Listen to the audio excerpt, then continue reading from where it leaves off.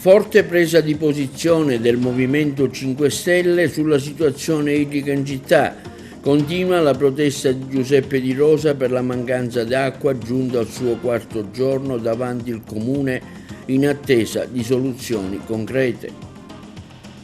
Furti in casa di un pensionato a Favara, a Porto Empedocle, spari contro l'abitazione di un 46enne. Continuano gli sbarchi a Lampedusa.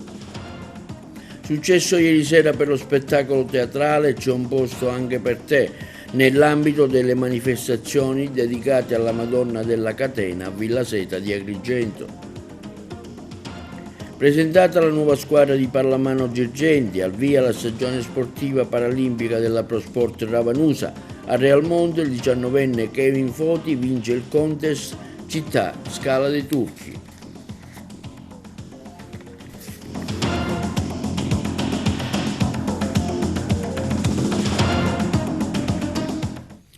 Buongiorno, benvenuti col nuovo appuntamento del nostro TV Notizie di oggi venerdì 5 settembre. Nota stampa del gruppo territoriale di 5 Stelle di Agrigento per mezzo del suo rappresentante Gino Buscemi, che interviene oggi sulla crisi idrica in città. Il servizio. Il gruppo territoriale 5 Stelle di Agrigento, per mezzo del suo rappresentante Gino Buscemi, interviene oggi sulla questione della crisi idrica, dato che numerosi deputati del Movimento 5 Stelle e di altri partiti sono già intervenuti e diversi movimenti cittadini avevano espresso chiaramente il desiderio di non coinvolgere le forze politiche. Tuttavia, di fronte alla dichiarazione dei sindaci riuniti all'Assemblea dell'Ati, che rifiutano di essere ritenuti responsabili della crisi, come indicato dall'ingegnere Cocina della Protezione Civile regionale, ci sentiamo obbligati a fare alcune considerazioni. Di chi è la responsabilità di programmare e gestire i servizi, compresi quello idrico? Chi avrebbe dovuto prevenire la crisi idrica da tempo annunciata? Chi avrebbe dovuto pianificare e garantire gli investimenti per il rinnovo delle condutture, evitando la perdita di finanziamenti come è accaduto ad Agrigento?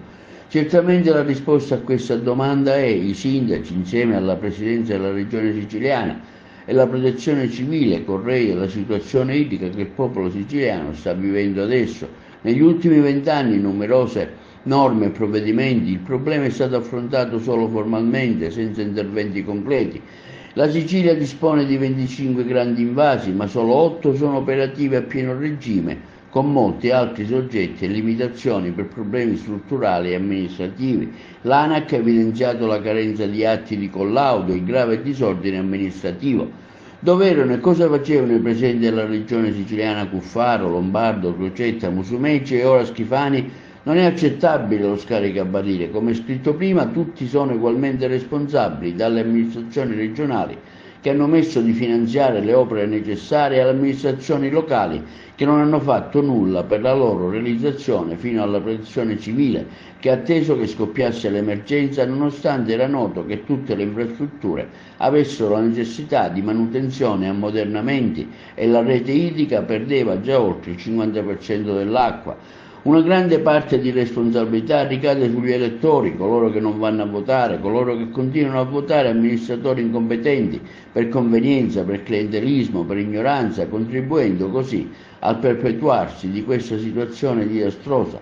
Adesso si deve affrontare l'emergenza, oltre a essere indifferibili provvedimenti tampone, ricerca di pozzi, collegamenti alla rete idrica, rattoppo delle condutture più vecchie, ripristino degli installatori. Sarebbe il caso di programmare delle opere strutturali, evitando la confusione amministrativa riservata all'ANAC, a un serio programma di rimboschimento andato letteralmente in fumo nel corso degli ultimi decenni e sorveglianza e tutela con strutture elettroniche e digitali. Abbiamo, conclude il rappresentante di 5 Stelle, fortissimi dubbi che queste amministrazioni locali e regionali ne abbiano la capacità. Continua la protesta di Giuseppe Di Rosa, responsabile del Codacons di Agrigento, per la mancanza di acqua. Di Rosa da martedì scorso è stabile davanti al comune di Agrigento con una tenda in attesa di risposte da parte dell'amministrazione comunale atte a risolvere il problema dell'acqua in città. Sentiamo l'intervista di Davide Sardo. Ancora una notte in sit-in per Giuseppe Di Rosa del Codacons. Cos'è cambiato rispetto a qualche giorno fa? Che sono stanco. No, guarda, l'indifferenza del sindaco non dà fastidio a me, dà fastidio ai tantissimi agrigentini che ci vengono a trovare. Devo dire che il primo giorno ero un po', sai, disorientato perché avevo visto poco interesse, invece ieri e oggi una marea di persone, hai visto fino a 2 minuti fa. Noi siamo qua, rimarremo qua, il sit-in sarà in pianta stabile finché veramente non ci sarà l'acqua nelle nostre case. Forse il sindaco non ha capito che non stiamo giocando, lui non sta giocando, anzi lui sta giocando, lui gioca con il futuro, col presente degli agrigentini, con la dignità degli agrigentini perché l'acqua è vita, l'abbiamo detto dal primo giorno. Oggi abbiamo proposto una cosa che potrebbe essere studiata dallo stesso sindaco perché è all'interno del CGA del parco.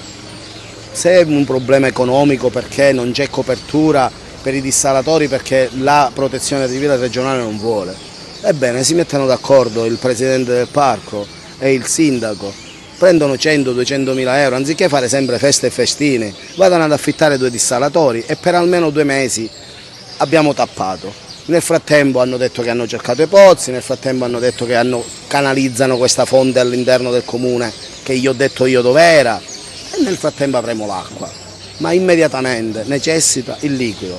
Non possiamo continuare a dire le autobotti e siamo felici delle autobotti.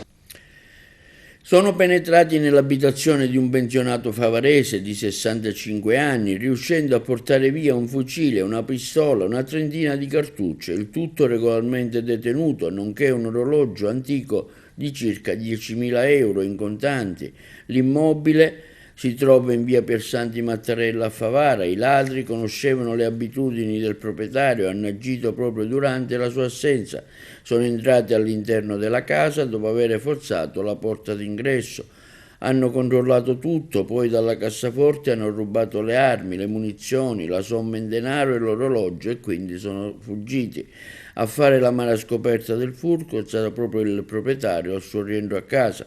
Sul posto sono intervenuti immediatamente i carabinieri e la tenenza di Favara per un primo sopralluogo. I militari dell'Arma hanno avviato le indagini per cercare di identificare i responsabili. E a Porto Empedocle si continua a sparare da qualche giorno, lo si fa con una continuità che assume contorni preoccupanti. Altri 4 colpi di pistola sono stati esplosi contro l'abitazione di un 46enne del posto in via Leonardo Sciascia a Ciucafa. La casa è la stessa già presa di mira nella notte di domenica scorsa, quando il prospetto fu bersagliato da almeno 6 colpi di arma da fuoco, una circostanza strana. Ci sono 9 donne, 4 minori, 50 migranti che sono sbarcati nella notte a Lampedusa. Il barchino di ferro su cui viaggiavano, partito secondo quanto hanno riferito ai soccorritori da Sfax in Tunisia, è stato intercettato dai militari della Guardia Costiera lampedusana.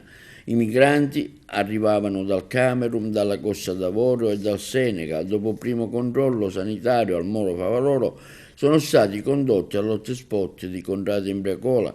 Nella struttura ci sono al momento 330 ospiti e oggi nella mattinata, su disposizione della prefettura, d'intesa con il Viminale, 210 di loro saranno imbarcati sul traghetto di linea in serata, giungerà a Porto Empedocle. Presentato il nuovo libro di Francesco Pira, Piraterie 3, edito da Medinova presso il chiosco del Museo di Licata, le interviste ai protagonisti. Francesco Pira, oggi questa bella serata all'Abbadia di Licata è una presentazione del libro Piraterie 3, tanti ospiti, tanto pubblico. Sì, è stata una bellissima serata, un'ottima prima, potremmo davvero dire la frase consueta buona la prima, ma soprattutto è stato bello l'incontro tra generazioni, è stato bello parlare di argomenti che fanno parte della nostra quotidianità con semplicità ma anche con consapevolezza, e devo dire che unire sul palco persone di tutte le generazioni, avere come discussant 3 giovani che mi hanno incalzato è stato molto bello, una serata di cultura davvero interessante per chi ascoltava e che lo ha fatto davvero senza nessun tipo di pregiudizio, quindi credo che si può parlare di intelligenza artificiale, di metaverso, si può parlare delle nuove relazioni e lo si può fare e lo si deve fare anche in maniera divulgativa. Antonio Leotta, editore Medinova, oggi presente alla Badia di Licata per la presentazione del libro di Francesco Pira, Piraterie 3. Questa serata com'è andata? Una serata meravigliosa in un posto fantastico che già conoscevo, ed è uno dei beni culturali più interessanti di Licata. Piraterie 3 di Francesco Pira è un libro straordinario che tratta una tematica contemporanea, intelligenza artificiale, il cosiddetto metaverso e tutto quello che ne consegue. È una raccolta dove questa tematica viene trattata in tanti modi attraverso esempi, quindi un libro ricco che fa riflettere, che fa ragionare e che apre anche gli orizzonti su questa bella materia. Stasera particolarmente felice di aver partecipato alla presentazione del libro dell'amico Francesco Pira, Piraterie 3, ma Francesco Pira non è solo un amico, ma come assessore alla cultura spesso mi vanto di averlo come eccellenza culturale licatese.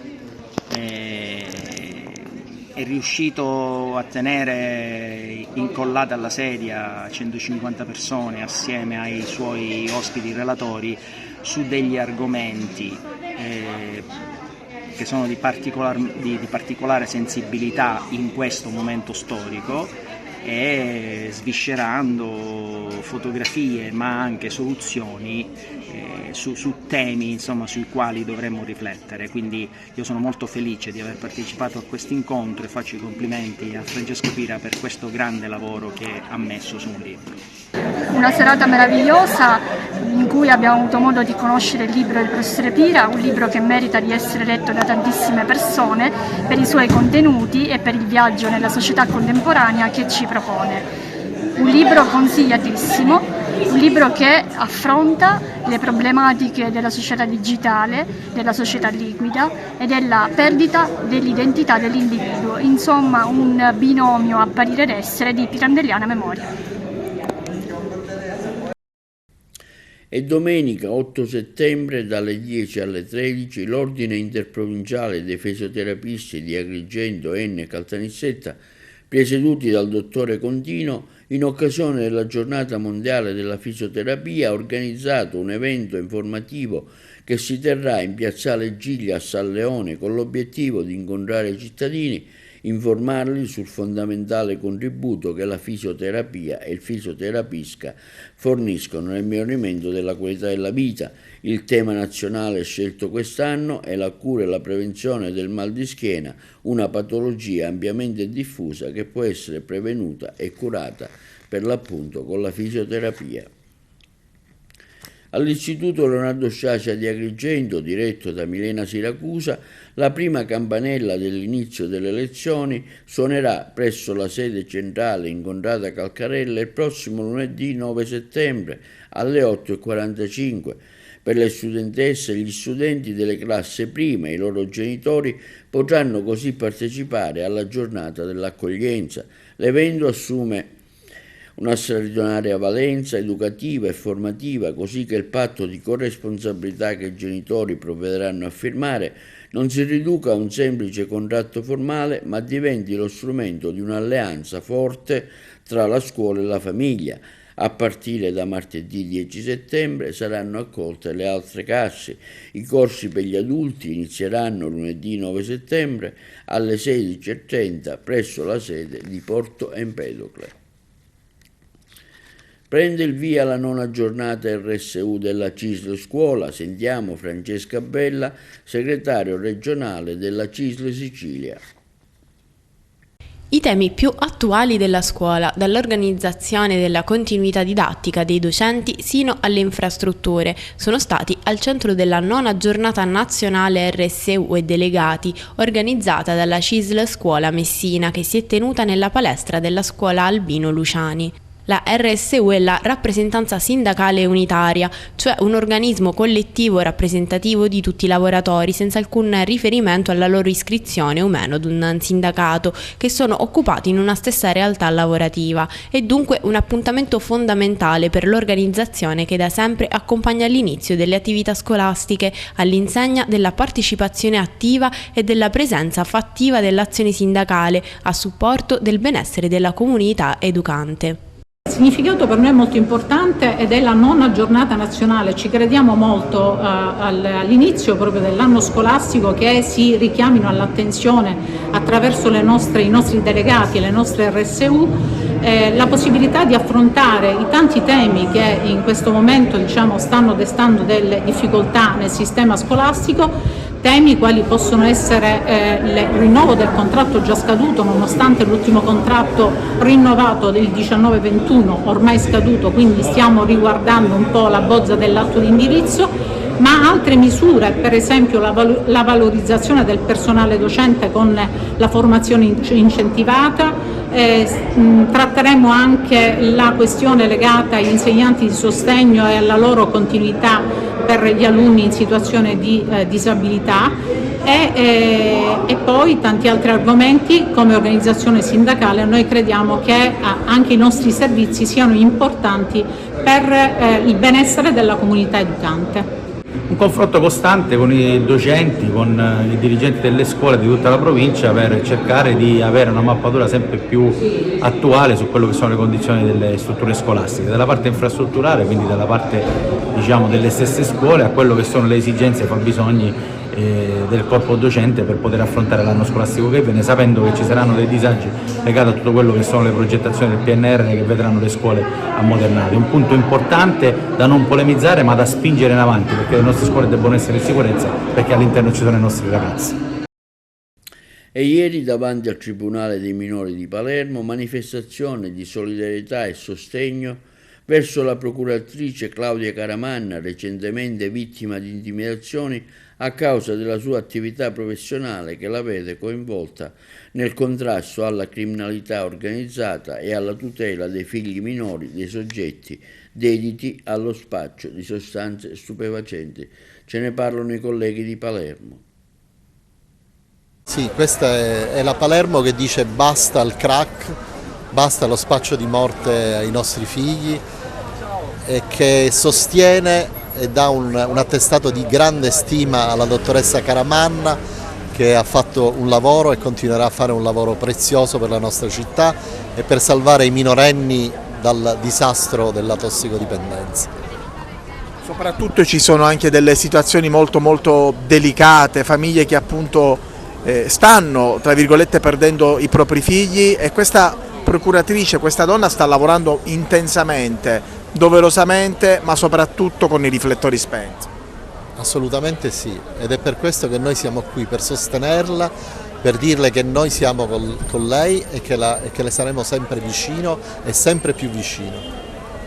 Sì, anche io sono qui per solidarietà con la procuratrice dottoressa Caramanna, e credo che questa sua azione non deve rimanere isolata, ma deve essere un'azione che deve essere accompagnata anche da altre strutture sociali e sanitarie, ma soprattutto sociali, perché se non si riesce a parlare con le mamme di questi bambini, il problema diventa molto difficile da risolvere. Difatti Di Bella nella sua iniziativa, opera che poi è diventato un libro, anche un film ed è diventato un progetto, Liberi di scegliere, ha molto puntato sulle mamme talvolta allontanando i bambini assieme alle mamme che lo volessero, naturalmente. Perché credo che queste nuove generazioni o interveniamo adesso per salvarle da un destino già segnato, oppure domani ci troveremo i nuovi mafiosi ancora più agguerriti e ancora più convinti dei loro stessi padri. Quindi non facciamo l'errore che già abbiamo fatto tante volte, cioè di trascurare i figli dei mafiosi che nel loro ambiente non possono che rimanere prigionieri di questa cultura. Però bisogna agire con diversi aspetti, con diverse strategie, non solo quella giuridica e repressiva, ma anche attraverso una strategia sociale di dialogo con le mamme che talvolta si trovano in grosse difficoltà. La dottoressa Caramanna sta facendo tantissimo, lo ha sempre fatto, sta continuando un percorso che ha iniziato da tanto tempo e con la sua presenza è sempre stata disponibile ad ascoltare le tante esigenze, quindi essere qui è un dovere, un piacere, una solidarietà da donna a donna, da magistrati, da avvocati, perché è una testimonianza importante per la città di Palermo. Qui oggi il Comitato Pari Opportunità dell'Ordine è rappresentato da tanti colleghi, chiaramente vedete c'è tanta folla, quindi sono tanti presenti perché è una testimonianza importante di solidarietà, di rispetto per un lavoro che non inizia né ieri né oggi ma da tanto tempo, e quando lavori bene i risultati ci sono. È chiaro che puoi dare fastidio a qualcuno, ma noi siamo qui per dire che tutto questo va continuato perché è un lavoro di eccellenza per la popolazione, per Palermo e per i giovani di Palermo, quindi forza. E si è svolta ieri sera a Villa Seta di Agrigento nell'ambito della manifestazione della festa patronale in onore della Madonna della Catena, la commedia teatrale C'è un posto anche per te, messa in scena all'unità pastorale Maria Santissima della Catena e Santa Croce, San Lorenzo, Villa Seta e Monserrato. Le manifestazioni continueranno fino a domenica e si concluderanno con la processione del simulacro della Madonna per le vie del quartiere di Villa Seta e lo spettacolo di giochi pirotecnici. Noi eravamo sul posto. La festa della Madonna della Catena a Villa Seta, tante manifestazioni, questa sera una rappresentazione teatrale ma anche altri eventi. Ce ne parli? L'occasione della festa della Madonna della Catena principalmente consente a questo quartiere, compreso anche Monserrato perché è inserito ormai nel circuito pastorale di Villa Seta, di vivere un momento di fede ma anche un momento di comunità e di momenti di festa esterna. Questa sera il gruppo teatrale ci offriranno un musical dove ci faranno riflettere su una tematica che è quella dell'accoglienza e quindi ci offriranno la possibilità di riflettere su alcune tematiche abbastanza sensibili per questo tempo. E poi domani e dopodomani ci saranno sempre due momenti ludici dove attraverso canzoni o sketch per ridere ci aiutano un po' a prendere con leggerezza la vita, sapendo di non dimenticare i drammi che vivono tutti gli altri. Certamente grazie al contributo dell'assessorato regionale e anche agli sponsor e anche a qualche parte della comunità che sostiene questo momento ci consente di poter vivere questo momento di festa. Il momento culminante sarà domenica con la messa alle 11 celebrata qui nella chiesa parrocchiale della Madonna della Catena e poi la sera alle 19 la processione con il simulacro della Madonna per le vie di Villa Seta, dove questo popolo radicato alla fede verso la Vergine Maria si affida e continuamente trova in lei rifugio anche nei momenti difficili della vita. Quindi non solo giochi, divertimenti, teatro, ma anche momenti liturgici importanti. Sì, momenti importanti. Abbiamo in mezzo a noi le sorelle di francescane del Vangelo che in questi 3 giorni ci aiuteranno nella riflessione e nello stesso tempo faranno il giro delle famiglie delle nostre 3 comunità per portare una parola di speranza, per portare una parola di sollievo e anche, perché no, annunciare perché la vita non è fatta solamente di dolore, ma anche è fatta di gioia ed è fatta anche di cose belle che il Signore ogni giorno ci concede. Assessore, la festa della Madonna della Catena è una festa importante per il quartiere di Villa Seta, un momento di allegria ma anche di preghiera liturgica. Sì, è una festa che da sempre praticamente che mi lega a questo quartiere, il quartiere di Villa Seta, dove sono cresciuto praticamente, dove vivo tuttora, e che è una festa che riunisce la comunità di Villa Seta, ma non solo, perché la festa è da sempre molto partecipata anche dagli agrigentini e da persone che vengono da fuori. Chiaramente dopo il Covid, soprattutto negli ultimi anni, è andata un po' così a scemare. Chiaramente le feste popolari sono importanti per la tradizione locale, per il tramandare le nostre origini, ecco, quelle che sono le nostre tradizioni che ci hanno trasmesso i nostri nonni, i nostri bisnonni, i nostri genitori, ed è importante portare i ragazzi anche alla conoscenza. Quindi oltre al programma liturgico, quest'anno grazie all'aiuto di sponsor, ma grazie anche ad un contributo dell'assessorato regionale al turismo, un piccolo contributo dell'assessorato regionale, è stato possibile fare qualcosa in più, quindi spettacoli collaterali nel fine settimana, e come cittadino, ma non come assessore più che altro, ho dato il mio solito contributo a questa manifestazione. Il Comune ha patrocinato e riconosce gratuitamente la manifestazione, quindi augurare una buona festa della Madonna della Catena a tutti e sperare che le serate siano belle e che sia un ricordo buono per il futuro e per prossime manifestazioni ancora più grandi in futuro.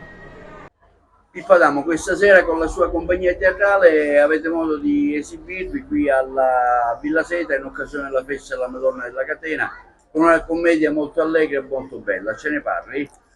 Non è la mia compagnia in effetti, perché la mia compagnia è un'altra. Questa è una compagnia che è un misto, perché si chiama Compagnia Teatrale dell'Unità Pastorale Maria Santissima della Catena, Santa Croce e San Lorenzo. I ragazzi si sono voluti, abbiamo un gruppo di giovani che si sono voluti cimentare in questo musical che abbiamo titolato C'è un posto anche per te. È stata una libera riduzione e adattamento di Maria Teresa Bandini, è chiaramente un musical molto, molto conosciuto, divertente e bello da vedere.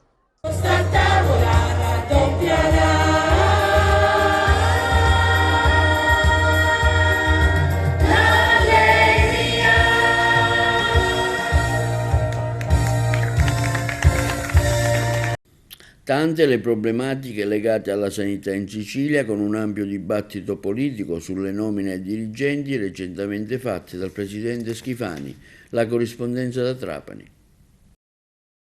E sulla recente querela registratasi in seno alle nomine della sanità siciliana sale in cattedra anche Anthony Barbagallo, segretario solano del PD, anche parlamentare nazionale dei Dem, nonché segretario della Commissione parlamentare antimafia.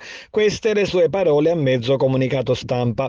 Schifani faccia subito i nomi di chi ha fatto o subito pressioni per nomine, e ha continuato: come è noto, la nomina del direttore sanitario ed amministrativo è di esclusiva competenza del direttore generale. Non sono ammessi suggerimenti, scritto virgolettato, di qualsiasi tipo che avrebbero ripercussioni anche di natura penale. Per queste ragioni troviamo particolarmente gravi, è sempre Barbagallo che scrive, le dichiarazioni del presidente della regione Schifani, unitamente ad alcune indiscrezioni pubblicate da autorevoli quotidiani che fanno riferimento ad un presunto incontro preliminare dove si sarebbe trovata la quadra proprio per le nomine della sanità siciliana. Ed avviandosi a conclusione, Barbagallo continua: per queste ragioni chiediamo contezza in ogni sede affinché si faccia luce su quello che sta accadendo. A Schifani, prosegue Barbagallo, chiediamo di fare immediatamente i nomi di chi esercita o subisce pressioni per le nomine nella sanità. Siamo ormai ben oltre il limite della decenza, mentre sulla salute dei siciliani si sta consumando l'ennesimo gioco di potere di chi cerca yes men, pronti ad obbedir tacendo. Se veramente Schifani vuole essere credibile, al di là delle dichiarazioni odierne con cui afferma di aver assistito ad un balletto inqualificabile, allora sia conseguenziale e, visto che afferma di non essere condizionabile, faccia i nomi in pubblico e nelle sedi appropriate. E un altro commento giunge da un'altra voce autorevole della politica siciliana, ovvero da Cateno De Luca, leader di Sud Chiama Nord. Sanità siciliana in mano ai partiti, Schifani ipocrita, faccia, nomi e cognomi, ha dichiarato a mezzo comunicato stampa. Le sue affermazioni in merito alla lottizzazione nella sanità creano veramente sconcerto e sconforto. Dopo quasi 2 anni hanno trovato la quadra tra i vari partiti per mettere i propri uomini di fiducia nel settore della sanità e ora il buon Schifani può fare il verginello. Faccia, nomi e cognomi del manager che è andato a chiedere indicazioni. Tutti sanno che i manager hanno una provenienza politica e che ci sono state discussioni che hanno rasentato quasi la crisi di governo per la spartizione degli ulteriori ruoli chiave per quanto riguarda la gestione della sanità. Denunciare che è un sistema clientelare e rimanerci dentro e non facendo nulla per cambiarlo è ipocrita, continua Cateno De Luca. Pretendiamo a garanzia della salute dei siciliani che le nomine fatte seguendo questa logica vengano annullate. Abbiamo sempre chiesto, si avvia a conclusione De Luca, e torniamo a farlo, che le nomine nella sanità avvengano sulla base delle capacità professionali e non di appartenenze politiche. Linea alla regia per gli spot pubblicitari.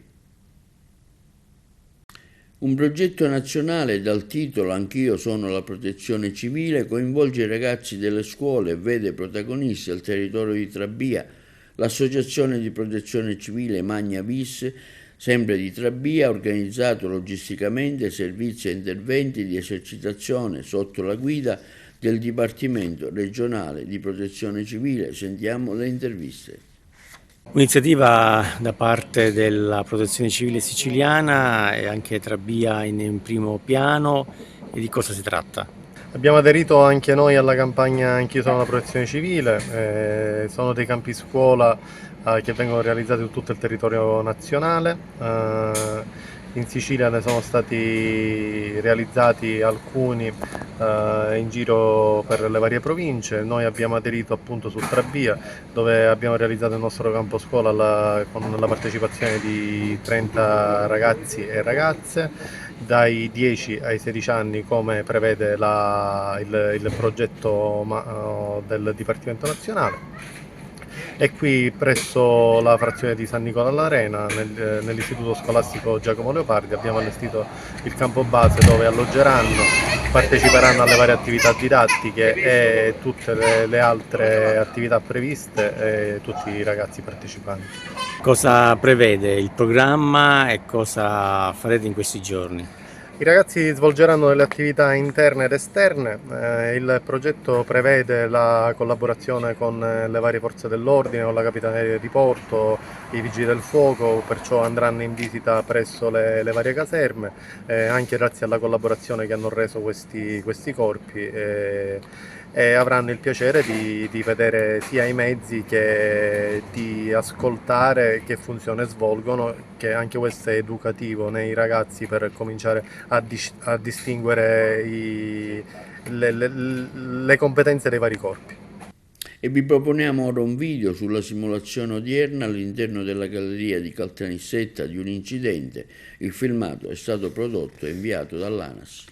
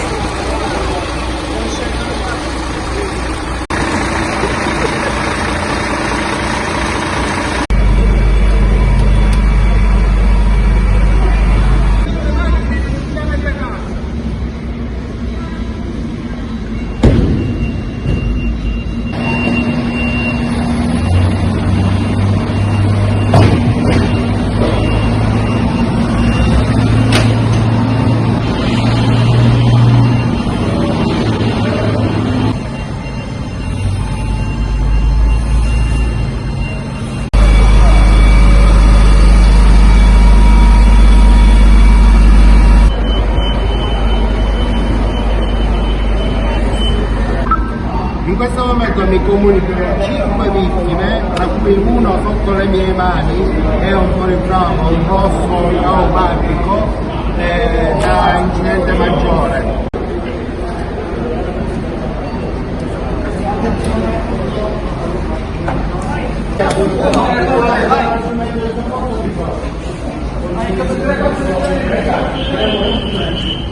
Uno, due, tre, via!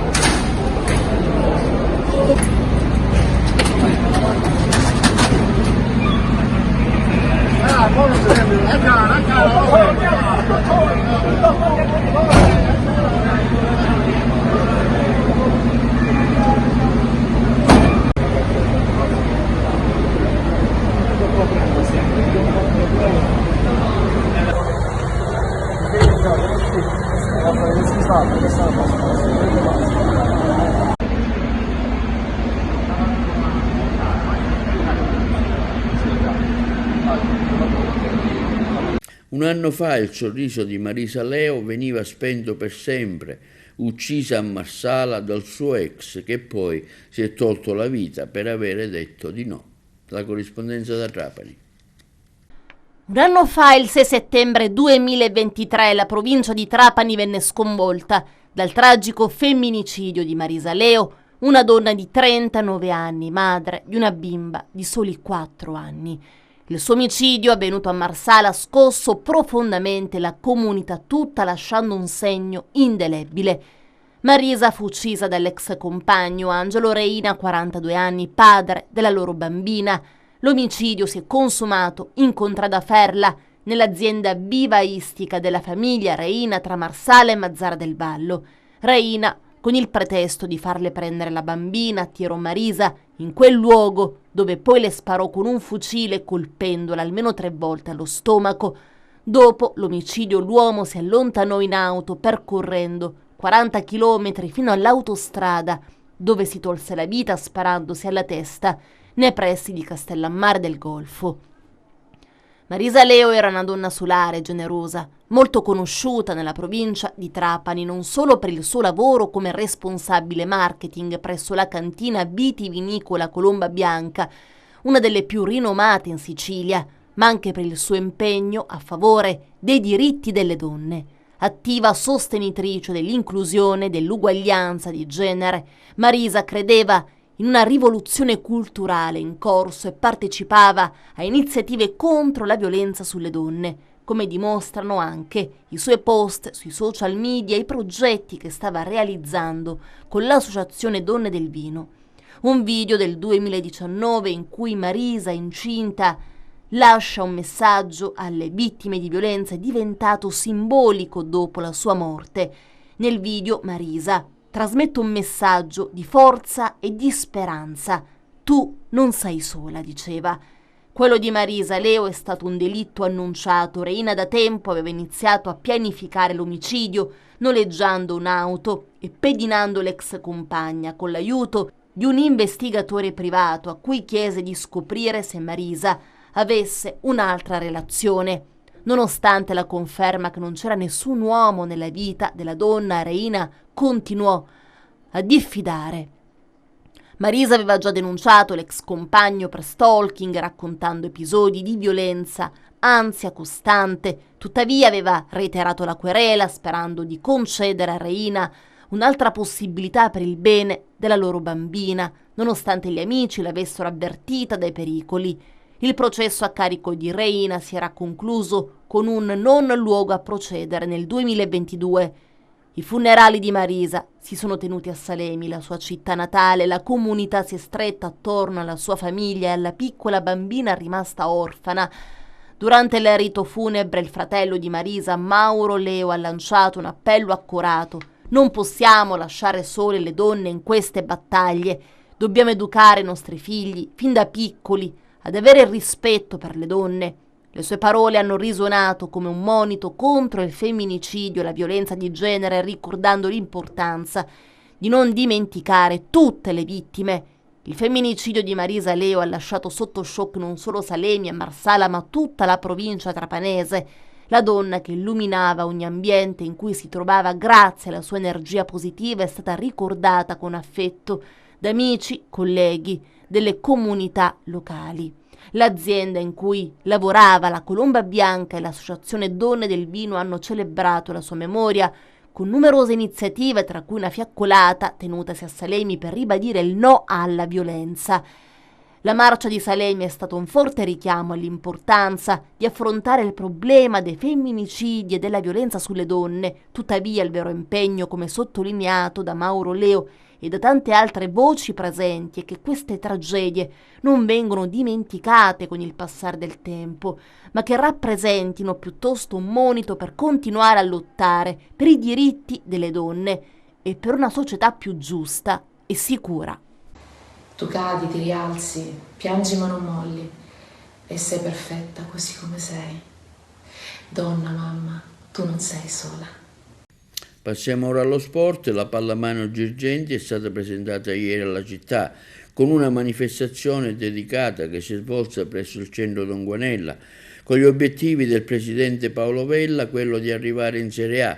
Le interviste a Paolo Vella, presidente, Filippo Napoli, dirigente, al sindaco Miccichè e all'onorevole Lillo Pisano. Riparte la pallamano Girgenti, gli obiettivi sono importanti, si punta alla Serie A.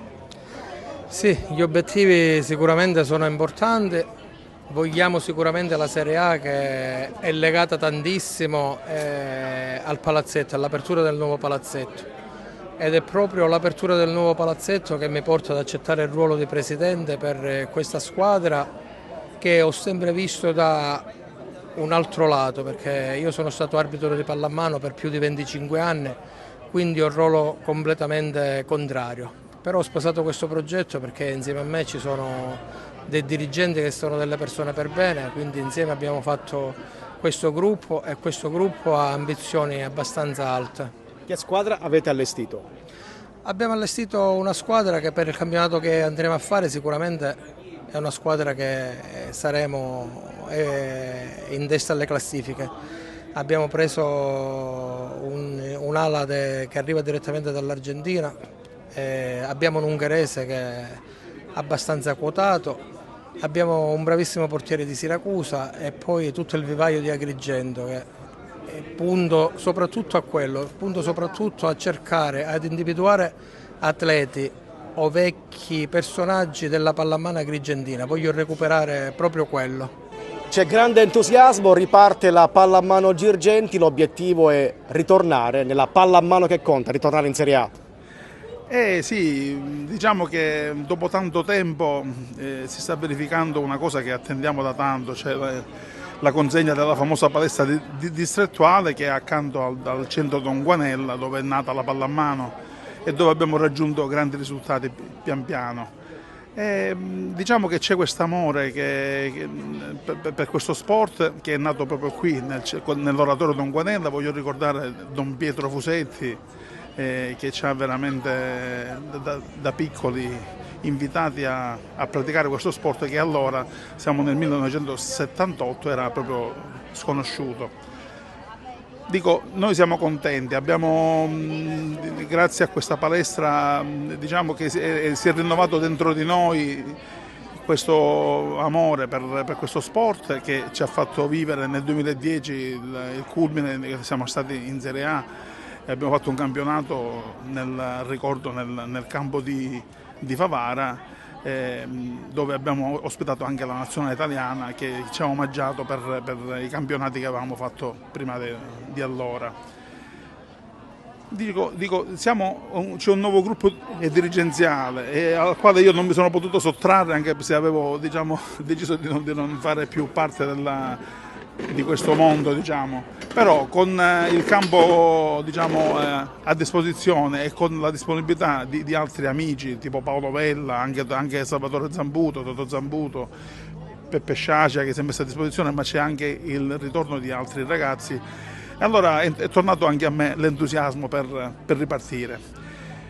Inizialmente stiamo mettendo su una squadra con alcuni innesti, alcuni importanti, quindi con alcuni stranieri, perché i ragazzi di allora non ci sono più, sono diventati grandi con noi, però speriamo proprio nel ritorno della pallamano che possa ridare e far rinascere nei giovani che frequentano specialmente questo centro dove siamo partiti noi, l'amore per questo sport che noi tanto amiamo. Onorevole, quale augurio sente di fare alla Pallamano Girgenti? Oggi veramente da Agrigentino sono veramente molto contento, poi faccio i miei migliori auguri alla società e soprattutto al presidente Vella, il quale mi ha voluto questa sera qua la presentazione della squadra che siamo al Dogguarella. Ma oltre a questo dobbiamo dare anche delle belle novità, le novità sono che finalmente la città di Agrigento, l'amministrazione comunale sta aprendo la palestra polivalente che si trova al campo sportivo. Ieri siamo stati a Villaggio Mosè dove il prossimo anno verrà inaugurata e ieri già sono partiti i lavori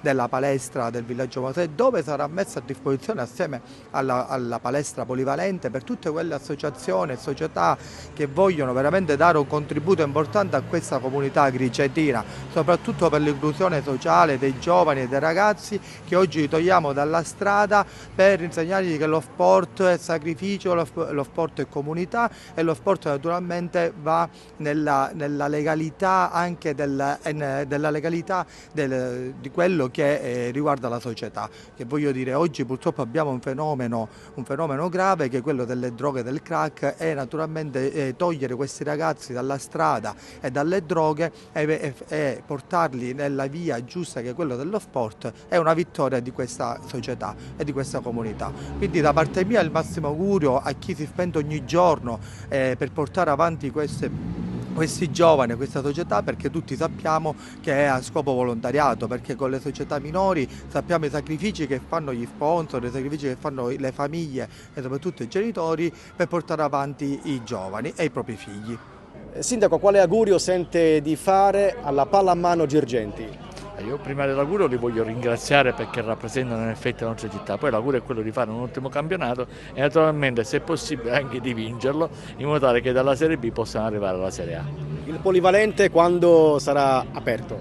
Il polivalente sarà aperto a brevissimo perché già noi abbiamo fatto la delibera di giunta, la settimana prossima facciamo il bando affinché le associazioni possano consorziarsi e partecipare e quindi non voglio fare previsione ma a ottobre possiamo affermare che sarà aperto. Ripartirà da Reggio Calabria la stagione sportiva paralimpica della ProSport Ravanusa nella città dello Stretto. Andranno in scena i campionati italiani di tennis tavolo Serie B Fislir. Al Palasport Pentimele saranno in 5 ragazzi della ProSport Ravanusa a contendersi il titolo italiano di Serie B tennis da tavolo paralimpico. Scenderanno in campo Salvatore Dauria, Mirko Genova, Salvatore Portelli, Rosario Callari e Angelo Caci. Con il mese di settembre si intensificherà l'attività paralimpica, oltre che la trasferta di Reggio Calabria. I ragazzi dello Sport Ravanusa sabato e domenica 15 voleranno alla Volta di Jesolo, dove in palio un altro titolo italiano, quello del calcio balilla paralimpico. L'attività infine proseguirà con l'evento nazionale in programma a Canicattì con i campionati italiani di corsa su strada 10 km. E a Real Monte il 19enne Kevin Foti vince la prima edizione del contest Real Monte Città della Scala dei Turchi. Le interviste. Secondo appuntamento del DJ Contest, una competizione su misura dei ragazzi e dei giovani, che dire, il mese è quello di settembre, ci siamo riusciti, stiamo destagionalizzando, è chiaro che insomma l'obiettivo del comune è quello di portare avanti una serie di attività che passano attraverso insomma una serie di obiettivi da raggiungere, la cultura, insomma la musica, il teatro, la rassegna letteraria, insomma tante cose che si concluderanno poi con Beggia Sicilia, quindi con i prodotti della terra di questa Real Monte meravigliosa. Io come primo cittadino sono molto soddisfatta. L'obiettivo era quello di diversificare, di rendere sempre più composite le attività, di come dire, rendere la piazza più viva, con delle attività che diciamo raggiungono i giovani e ci siamo riusciti.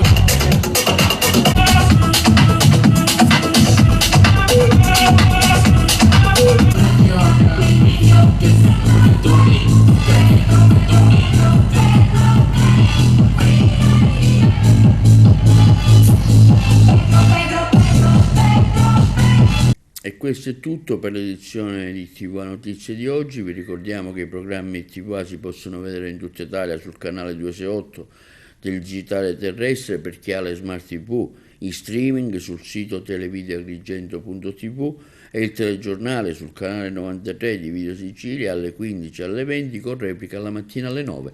Inoltre potete consultare i nostri video sul canale YouTube di Televideo Agrigento. E questo è tutto per oggi e vi auguriamo una buona serata.